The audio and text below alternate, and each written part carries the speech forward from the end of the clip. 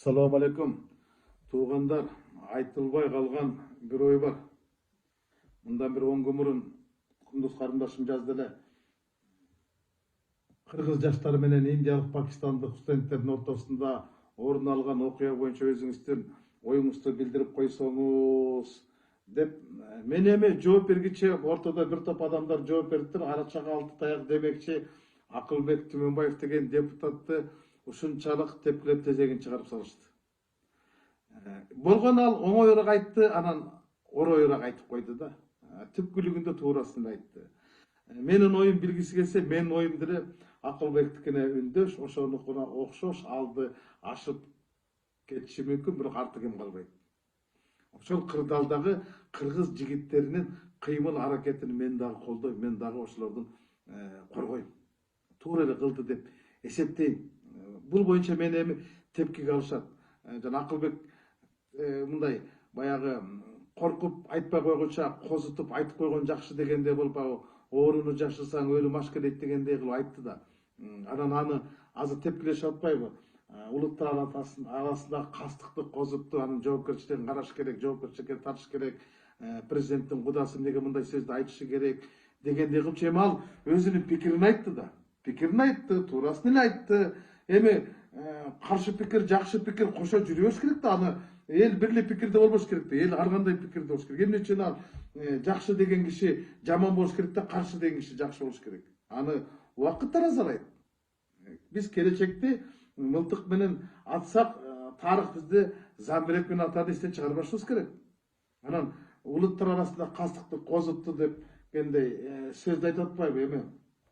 Мындай да, катылгандын катыгын бер, жаман үйдүн коногу бийлейт, тийишкен бала ыйлабайт деген сөздөр бар да бизде. Өлөр эчки койчумандын таягына сүйкөнөт деп айтасыз го, бирок ошолордун арасынан катылгандын катыгын бер деген сөз бул кыргыздын намысына болгон ураны, кыргыздын намысына болгон куралы да. Буну ата бабаларыбыздан бери айтылып келаткан улуу сөз да. Улуу чакырык, бул улуу чакырыктын улуусун уран деп коет да. Бул эми маселе мынтип айтат да, камкордун күлүн сапырып, катыгын берип, колуна тилегин таштай катырып дейт. Эми Манастын бала чагын баардыгыбыз окуганбыз. Манас атабыз деле ошо жанагы 40 досу менен ордо ойноп чип ойнатканда Кытайга алмак Манжудан 80 бала келиптир, сес көрсөтүп калыптыр, 80 ичинде баарын укканбыз да, кандай кылып катыгын берген. Ошондон бери уланып келаткан бул улуу сөз да туурабы? Анда эмне Манас атабыз дагы бандит болгонбу? Азыркы балдардын баары бандит кылып салбадыкпы? Намысын коргоп чыккан кыргыздын балдардын баардыгын. Анда манасчыларыбыздын баардыгы мындай кастыкка, улуттар арасына араздашкан, кастыкка козуткан адамдар болуп чыгып калабы? Буну кандай сиздер кабыл алдыңыздар? Мен маселе буну туура эмес эле көрдүм. Анан адам башка көп эле мисалы мындай деген дагы ырсаптар бар да. Касы келсе кашына, жеңген кыргыз катылгандын катыгын берген кыргыз түтөп күчөп түгөнөр кезде дагы тебелетпей намысын келген кыргыз ааламда жок таянарым сенден башка айланам сенде улуу элден кыргыз. Эмне деген керемет ыр, эмне деген жүрөктөгү сыр. Мына ушундай улуу ырды биз бүгүн улуттар арасында кастыкка араздашып болгон, кастык козуткан нерсе деп алып салышыбыз керек. Менин жеке пикиримде бул окуяны бир тараптуу карап салышты. Бир тоон камап салышты. Көрдүңүздөр да. Кече ошол окуяны кырдаалга жөнгө салган кызматкерлер кызматтан алышты, милицияларды. Ал ортодо кечирим сурап барышты. Жөн барбай куржундарын асынып барышты. Пицца менен устукан тартышты. Кечирип койгула, иттик бизден кетти деп. Иттик бизден кеткен жок да, иттик алардан кетпеди эле. 13-үндөгү окуяга эмнеге баа бербейбиз?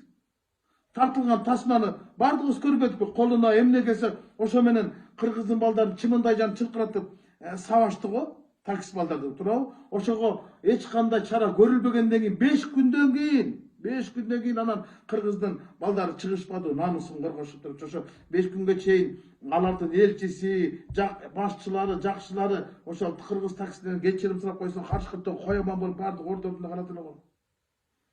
Эми окуя жөнүндө айтсак, окуя анчалык деле бир чоң жаңжалга алып келген жок. Адам өмүр менен, өлүм менен аяктаган. Болгону бир хулигандык болуптур, эми мушташ болуп кетиптир. Эми кыргыз болуп кеткен канча деген кырдаалдардын өттү эле башынан. Эми бул жерде мен таң калганым ушул атат да, эмне үчүн Пакистандын дүйнөдө калкын саны боюнча 5-чи мамлекет да, ошонун премьер-министри, анан кийин тышкы иштер министри бул окуяларга мындай өзүнүн пикирин айтты. Бирок биздин премьер-министр пикирин айтканын уккан жокмун. Алар ушунчалык актуалдуу маселеге айлантып салышты.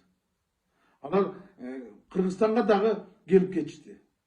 Мына ошолордон коркуп калдыкпы, же чочуп калдыкпы, же чочутуп алдык дедиби? Бир тараптуу эле кыргыздын балдары менен кошо кыргыздын намысын дагы биз бир жакта эле мындай эле шилтеп салдык да. Ушул мага жаккан жок. Анан кийин дагы эминтип чыгышпады, мактаныш үчүн алар бизди багып жаткан, жылына 50 миллион инвестиция табып жаткан депчи. Ушуга ишендиңиздерби? Мен ишенген жокмун. Ишенгиле деп айткым келбейт, мындай эле сөз айтайынчы, ошол 50 миллион доллар инвестиция алар тараптан Кыргызстанга келип жаткан болсо, алардын бул окуган контракттын акысы, жатаканаларда жашаган, ичип жегени болушу мүмкүн. Мүмкүн да. Анткени биз депутат болуп турган кезде деле билчүбүз да, канча студент бар экенин, кайсы окуу жайда канча окуп турганын. Булар азыр айтып аткан нерсе абдан аз көргөзүп койду. 5-10 миң тегерегенде эле мигрант деп жай 100 миңге жакын бар.